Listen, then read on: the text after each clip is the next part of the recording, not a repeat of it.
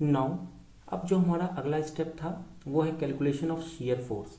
तो calculation of shear force करते हुए हम एक साइन कन्वेंशन फॉलो करेंगे, यानी कि अगर कोई बीम है, if it is a beam and if I am taking section like this xx and I am considering the left part, और लेफ्ट पार्ट अगर मैं कंसिडर कर रहा हूँ तो लेफ्ट पार्ट पे अगर डाउन नीचे से ऊपर की तरफ कोई फोर्स है, if any force is like this, नीचे से ऊपर की तरफ, this force will be considered as positive. ठीक है। और अगर इसी लेफ्ट हैंड पोर्शन पे ऊपर से नीचे की तरफ अगर कोई फोर्स लग रहा है डाउनवर्ड डायरेक्शन में, तो उसको हम निगेटिव कंसिडर करेंगे। तो ये यहाँ पर हम कन्वेंशन लेने वाले हैं। ठीक है, क्योंकि मैं जो भी क्वेश्चन सॉल्व करूंगा सिंपली सपोर्टेड बीम का, वो लेफ्ट हैंड साइड से शुरू करूंगा। ठीक है, तो लेफ्ट हैंड साइड में नीचे से ऊपर की तरफ यानी अपवर्ड की तरफ जो पॉइंट कर रहा है फोर्स, उसको पॉजिटिव लेंगे, और जो नीचे की तरफ कर रहा होगा शियर फोर्स, उसको हम निगेटिव कंसिडर करेंगे। तो सबसे पहले हम कहाँ खड़े होंगे, इस ए पॉइंट पे। हमने इसको ए माना था, इसको माना था सी, और this was D and this was B, this point was B. ठीक है, तो अब सबसे पहले मैं कहाँ खड़ा होऊंगा, जाके सबसे लेफ्ट पोर्शन पे जाके खड़ा होऊंगा, और क्या देखूंगा कि लेफ्ट हैंड पोर्शन पे ए पॉइंट पे मुझे खड़ा होने पर क्या फोर्स फील हो रहा है, यानी कि shear force at point A मुझे क्या फील हो रहा है। तो आप देख सकते हैं कि ए पॉइंट पे अगर मैं खड़ा हूं तो मुझे ये 5.5 वाला फोर्स, 5.5 किलोन्यूटन अपवर्ड फोर्स मुझे फील हो रहा है। और अपवर्ड मैंने बोला शियर फोर्स कन्वेंशन के अकॉर्डिंग पॉजिटिव, यानी कि पॉजिटिव प्लस 5.5 किलोन्यूटन मैं फील कर रहा हूं एट पॉइंट ए। ठीक है, अब मैं क्या करूंगा, ए पॉइंट का तो मैंने निकाल लिया शियर फोर्स, अब ए पॉइंट से थोड़ा आगे बढ़ूंगा और मैं देखूंगा कि ए से सी के बीच में कुछ भी नहीं है। ठीक है, ए से सी के बीच में कोई पॉइंट लोड नहीं है, कोई यूडीएल, कोई यूवीएल, कोई फोर्स नहीं है। ठीक है, तो अगर कोई फोर्स नहीं है यानी कि जो शियर फोर्स है वो कांस्टेंट रहेगा ए से सी के बीच में। वो कहाँ से कहाँ तक कांस्टेंट रहेगा, ए से सी के बीच में। और इसको करने का मैं एक दूसरा तरीका भी बताता हूँ आपको। कुछ मत सोचिए, आप सोचिए कि अगर आपने सेक्शन लिया है ए और सी के बीच में किसी भी डिस्टेंस पे, एक्स डिस्टेंस पे फ्रॉम ए पॉइंट, ये एक्स एक्स सेक्शन मैंने लिया ए और सी के बीच में। ठीक है, वैलिड होगा ए और सी के बीच में।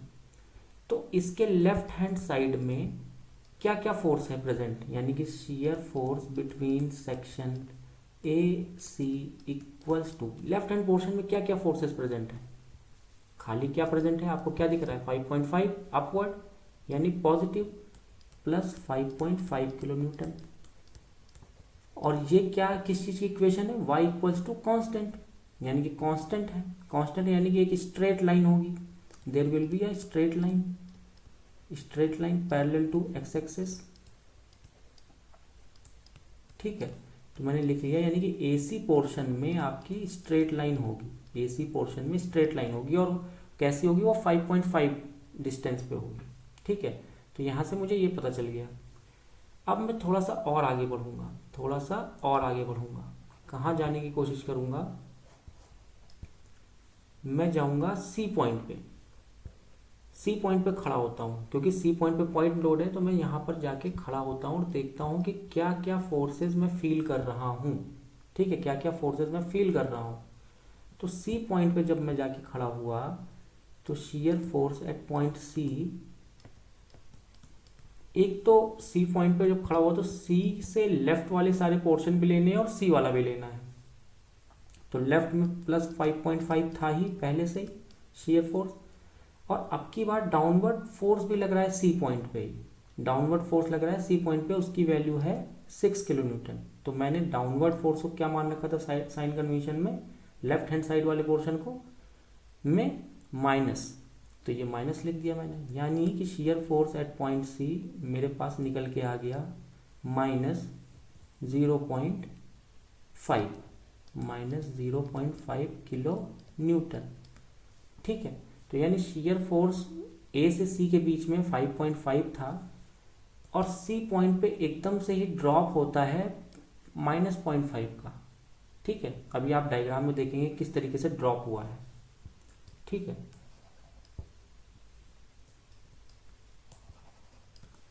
ठीक है, सी पॉइंट का हमने निकाल लिया। अब मैं पहुंचता हूं आगे सी से डी के बीच में। सी से डी के बीच में मैं जाके खड़ा हुआ, मैंने सेक्शन लिया और मैं देखूंगा सिर्फ किस तरफ, लेफ्ट हैंड साइड में। इस तरफ का पोर्शन, राइट हैंड साइड वाला पोर्शन तो मुझे देखना ही नहीं है, राइट हैंड साइड को तो मुझे कंसिडर करना ही नहीं, जहां मैं खड़ा हूं उससे लेफ्ट ही कंसिडर करना है। ठीक है, तो मैं खाली लेफ्ट में कंसिडर करूंगा इस वाले पोर्शन में कितना कितना फोर्स लग रहा है, सिर्फ फोर्स। ठीक है, सिर्फ फोर्स को। तो मैं यहाँ लिखूंगा shear force between section C D, क्योंकि सेक्शन हमने कहाँ से कहाँ तक लिया है, एक्स एक्स सी डी के बीच में। तो सी डी के बीच में आप लेफ्ट हैंड साइड में देखिए, शुरुआत से देखिए, ए पॉइंट से चलिए और पूरा एक्स एक्स पोर्शन तक आइए कि कौन कौन से फोर्स है। तो अपवर्ड फोर्स +5.5 का, डाउनवर्ड फोर्स आपको -6 का दिख रहा है और कोई फोर्स नहीं दिख रहा है, यानी कि -0.5 किलो न्यूटन, वही सेम जो सी पे था। यानी कि सी डी पोर्शन के बीच में भी आपकी स्ट्रेट लाइन बनेगी और उसकी वैल्यू क्या होगी, -0.5। ठीक है, सी डी पोर्शन यानी सी से डी तक यही रहेगा, स्ट्रेट लाइन चलेगा। Very good. अब आगे बढ़ते हैं। आगे बढ़ने के बाद जब मैंने देखा यहाँ पर कि अब ये यूडीएल शुरू हो गया है, डी के बाद UDL, uniformly distributed load 2 kilo Newton पर मीटर। ये पूरा का पूरा एक ही सेक्शन है, यूनिफॉर्म है। ठीक है, तो मैं कहीं पे भी खड़ा हो सकता हूँ, कहीं पे भी सेक्शन ले सकता हूँ, ये पूरा पोर्शन सेम तरीके का है लोडिंग का। तो मैं डीबी के बीच में एक सेक्शन ले लेता हूँ एक्स एक्स, और उसकी डिस्टेंस कहाँ से, ए से कितनी होगी, एक्स डिस्टेंस। तो ए से एक्स डिस्टेंस पे मैंने एक्स एक्स सेक्शन ले लिया डीबी के बीच में। ठीक है, कोई बात नहीं। अब हम देखते हैं shear force between section D and B equals to. ठीक है, तो सेम टू सेम ए से शुरू करेंगे और एक्स एक्स सेक्शन तक पहुंचेंगे। कहाँ से शुरू करेंगे, ए से शुरू करेंगे और एक्स एक्स सेक्शन तक पहुंचेंगे और देखेंगे क्या क्या फोर्स हैं, वर्टिकल फोर्सेस क्या क्या हैं। ठीक है, तो शुरू करते हैं। सबसे पहले तो मुझे दिखा +5.5 अपवर्ड फोर्स, उसके बाद मुझे दिखा -6। ठीक है, अब ये जो यूडीएल है इसका क्या करना है, तो ध्यान दीजिएगा कि जो यूडीएल है आपका वो कितना पोर्शन है एक्स एक्स के अंदर, लेफ्ट हैंड साइड में, एक्स एक्स के लेफ्ट हैंड साइड में कितना पोर्शन यूडीएल है।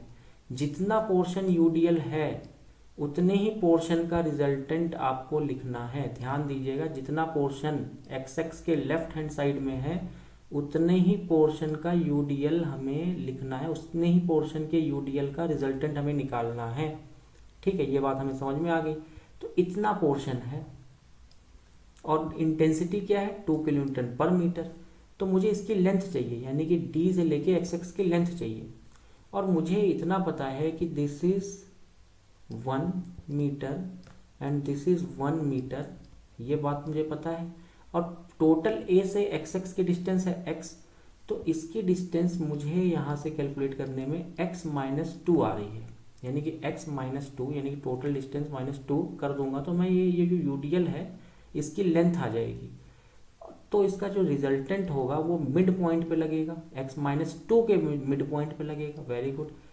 और रिजल्टेंट की वैल्यू क्या होगी, 2 × x-2, क्योंकि x-2 पोर्शन अंदर है सिर्फ। ठीक है, तो 2 × x-2, 2 क्या है, इंटेंसिटी 2 किलो न्यूटन पर मीटर, कितने मीटर तक है, x-2 मीटर तक। Very good. तो यहाँ पर मैं क्या लिख दूंगा, और डाउनवर्ड फोर्स है यानी कि माइनस ही होगा, माइनस के साथ आप क्या लिखेंगे, 2 × x-2। ठीक है, थोड़ा सा इसको सॉल्व करेंगे। ये ऊपर तो आ गया मुझे -0.5 -2x + 4। ठीक है, मल्टीप्लाई कर लिया, वैल्यू आ गई मेरी 3.5 -2x, यानी shear force between portion D B equals to 3.5 - 2x। इस इक्वेशन से वैरी करेगी।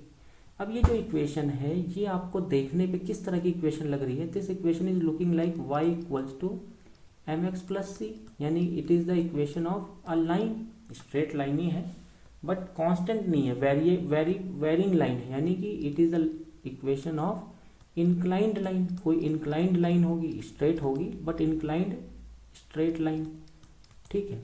एक्स एक्सिस के पैरेलल इस बार नहीं होगी, इंक्लाइंड लाइन होगी, ठीक है, कोई बात नहीं, वेरी गुड। तो अब जब shear force between D and B की इक्वेशन मुझे मिल गई, तो मैं shear force at point D निकाल सकता हूँ, क्योंकि ये जो इक्वेशन है वो वैलिड है डी से बी के बीच में। तो डी पे निकालने के लिए मुझे x इक्वल्स टू, यानी कि जो x की वैल्यू है, जो एक्स एक्स की लेंथ थी a से एक्स एक्स सेक्शन की x थी, उसको मैं घटाकर d पॉइंट पे कितनी थी, x इक्वल्स टू 2 मीटर पे अगर मैं रख दूं तो आ जाएगा आपका d पॉइंट। तो x इक्वल्स टू 2 रख देता हूँ, तो यानी कि इस इक्वेशन में x इक्वल्स टू 2 रखने पे -2 × 2 रखने पे मेरे पास जो आंसर आएगा वो आएगा -0.5। वेरी गुड, जो पहले था वही है, ठीक है। सी पे भी -0.5 था और डी पे भी -0.5 है, कोई बात नहीं। अब हम कहाँ पर देखेंगे, बी पर देखेंगे। अब हम बी पॉइंट पे पहुंचेंगे, क्योंकि ये जो इक्वेशन है वो बी पॉइंट तक वैलिड है। तो चलिए, shear force at point B, क्योंकि डी बी वाली इक्वेशन आपकी वैलिड है वहां तक, बी तक। और बी कितने डिस्टेंस पे होगा, 1 + 1 + 2, 1 + 1 + 2 यानी कि 4, ठीक है, 4 metre. x equals to 4 metre रखने पे आ जाएगा, ठीक है, x इक्वल्स टू 4 मीटर रखने पे आ जाएगा b।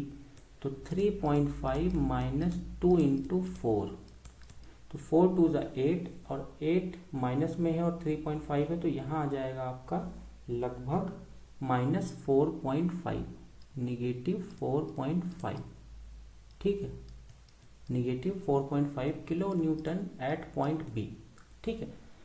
तो रिएक्शन देखिए, ये -4.5 किलो न्यूटन है, यानी कि अपवर्ड डायरेक्शन में, ठीक है। और आपके जो रिएक्शन है, ध्यान दीजिएगा, रिएक्शन जो बी पे है वो +4.5 है ऊपर की तरफ, तो अल्टीमेटली बी पे आप वापस 0 आ जाओगे, ठीक है, वो बैलेंस कर रहा है आपका सपोर्ट। तो 4.5 आ गया मेरा -4.5 बी पे। तो अब हम ये सारी जब ए से शुरू करके बी पे पहुंच चुके हैं, तो अब हम शियर फोर्स डायग्राम आराम से बना सकते हैं। उसका तरीका क्या होगा, सबसे पहले हमें पॉइंट्स मार्क करने होंगे, सारे पॉइंट जो आपके करस्पॉन्डिंग बीम पे हैं वो सारे पॉइंट्स को आप मार्क करिए नीचे स्ट्रेट लाइन पे। ये सी है, ठीक है, ये आपका क्या है, सी, ये है आपका, and this is your D, और यहाँ पर हमने क्या ले रखा था, बी, ठीक है। तो यहाँ पे मैं बी लिख देता हूँ। अब ये मेरे करस्पॉन्डिंग पॉइंट्स और सेक्शंस मार्क हो गए। तो सबसे पहले देखेंगे, अब फिर से जो हमने कैलकुलेशन की है उसको उठाएंगे, देखेंगे कैलकुलेशन जो हमने की है उसमें shear force at point A कितना है, +5.5। तो +5.5 का मतलब मैं ऊपर जाऊंगा, मैं ऊपर गया, मैंने +5.5 बना दिया, मैं यहाँ लिख भी दूंगा, इट इज +5.5, ठीक है, वेरी गुड। अब देखेंगे ए से सी के बीच में जो इक्वेशन क्या आई थी, what was the equation between A and C, very good. तो ए और सी के बीच की जो इक्वेशन है वो स्ट्रेट लाइन है और कांस्टेंट है इक्वेशन, यानी कि y = +5.5, तो यानी कि कांस्टेंट पैरेलल लाइन हो जाएगी, ठीक है। तो अब हम पैरेलल लाइन बनाएंगे, ये हमने पैरेलल लाइन ए से सी के बीच में बनाई, ठीक है। अब आ गए हम सी पॉइंट पे, हमने कैलकुलेट भी कर लिया। देखिए सी पॉइंट पे हमने एक और बार कैलकुलेट किया था कि सी पॉइंट पे आपका कितना है शियर फोर्स। देखिए जब भी पॉइंट लोड होगा तो there will be a dip, there will be a dip in shear force, ठीक है, शियर फोर्स डायग्राम में एक डिप होगा। तो सी पे आपको लोड दिख रहा था ना 6 किलो न्यूटन, तो ठीक है, वही उसी के अकॉर्डिंग हमने सी पे जब निकाला था, क्या निकाला था, शियर फोर्स, तो -0.5 आया है, यानी कि there will be a dip. तो हम क्या करेंगे, डिप करेंगे, यहाँ से 5.5 तो ऊपर था ही और नीचे -0.5 तक हम डिप लेंगे एक, तो ये हमने डिप लिया। यहाँ पे हम वैल्यू लिख देंगे इसकी -0.5, तो सी पे हम -0.5 पे पहुंच गए, वेरी गुड। सी से डी के बीच में ध्यान दीजिएगा, सी से डी के बीच में फिर से आपका कांस्टेंट है, इक्वेशन इज कांस्टेंट, यानी कि आपका y = -0.5 है किलो न्यूटन, यानी सी से डी के बीच में फिर एक स्ट्रेट लाइन है पैरेलल टू एक्स एक्सिस, कोई इक्वेशन नहीं है, y = mx टाइप नहीं है, y = कांस्टेंट टाइप है। तो फिर से हमारी हॉरिजॉन्टल लाइन होगी कहाँ से कहाँ के बीच में, सी से डी के बीच में। क्यों होगी, देखिए सी से डी के बीच में स्ट्रेट लाइन यानी कि कांस्टेंट पैरेलल लाइन होनी चाहिए। तो फिर से हम सी से डी के बीच में कांस्टेंट पैरेलल लाइन 0.5 के इक्विवेलेंट बना देंगे। 0.5 के इक्विवेलेंट बना दिया।